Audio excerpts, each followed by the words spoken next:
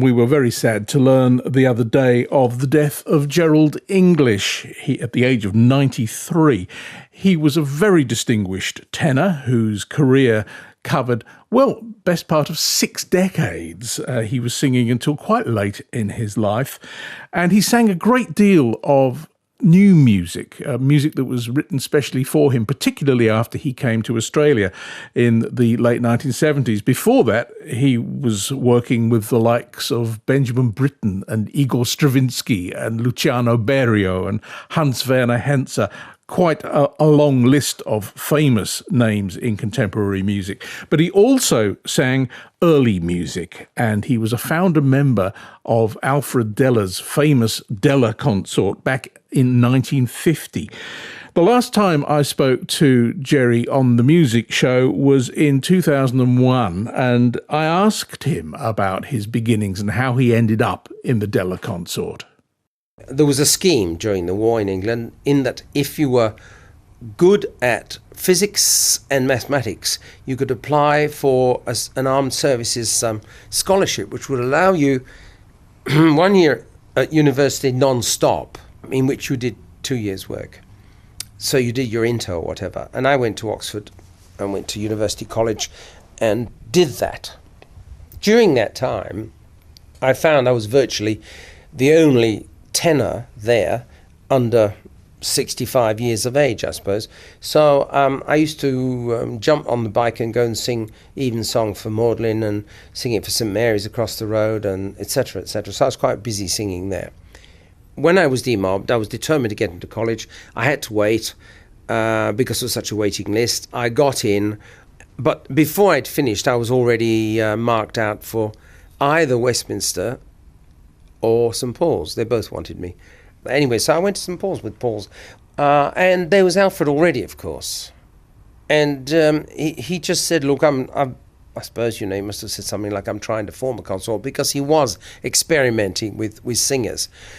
And so I started singing. We used to rehearse in our crypt room underneath the choir. I was one of the ones who stayed. I became part of the nucleus. What about Deller? Was Deller informed about this? Would you call him a scholar, or was he going on a series of hunches when he was pursuing this music? No, he was definitely hunchy. Yes, he's no scholar at all, but he had a strong feeling for it. You see, he was in Canterbury Cathedral Choir before he came up to St Paul's. And he was discovered in Canterbury by somebody from the BBC who went down to record the choir there and spoke to him and really fell for Alfred's voice. Because, look, countertenors always existed in England, but none of them ever had the presence, the strength and so on that Alfred had. Was Deller autocratic in the way that he ran the Deller Consort? Yeah, he was immensely autocratic.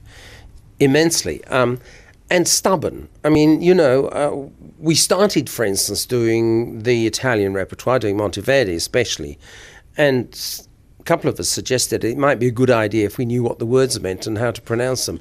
And that was too much like wasting time to him. No, we just get on with it, you know, sort of thing. No, there was none of that behind that. I mean, when you think about it, you know, I sang all that music, and it wasn't until the 1960 onwards, when I started to record virtually all of the Monteverdi vocal repertoire with Ray Leppard, that I thought, well, it's, you know, you can't really do this like that, and I thought I'd better do something about it. Staying with the subject of performing early music and trying for some sort of authenticity, I mean, the Deller Consort was really very much in on the ground floor of this movement. Were these exciting times in general in early music? Were you continually interested in what other people were doing and how they were doing it, and were you, in some senses, in competition with people coming through like Harnoncourt and Leonhardt and Bruchen a little bit later, those sorts of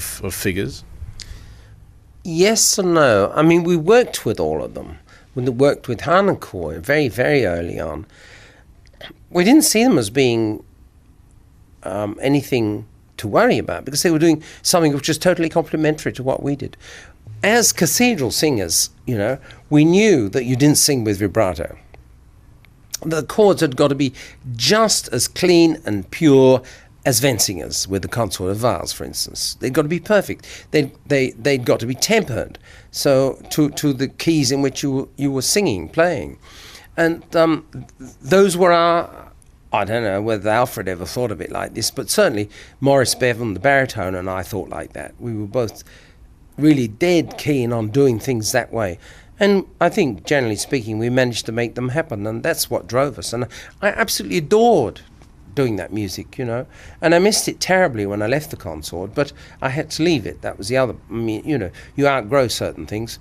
And apart from personal things, my solo career was screaming at me, and it was time I went and did it, not anything else.